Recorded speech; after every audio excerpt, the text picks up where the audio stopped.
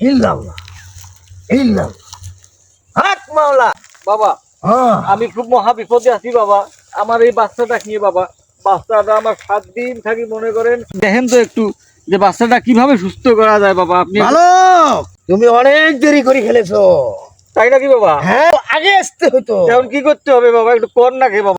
গাছ গাছালি দিয়া চিকিৎসা আমি দেখতেছি। আমি তাবিজ দিতেছি, এই তাবিজ নিয়ে যা, ধুয়ে ধুয়ে খাওয়াবো, তাহলে তোর বাচ্চা তুই ঠিক থাকবি। ঠিক আছে? বাবা তাবিজ হ্যাঁ হ্যাঁ, এই যে ফুলটা দিলাম, এই ফুলটা 1 গ্লাস পানির মধ্যে নিয়া 3 বার চুকবাইবা। চুবার পরে ওই পানি 1 ঢোকে খাইতে হবে। 1 গ্লাস পানি 1 ঢোকে খাইতে হবে। কথা মনে থাকবে?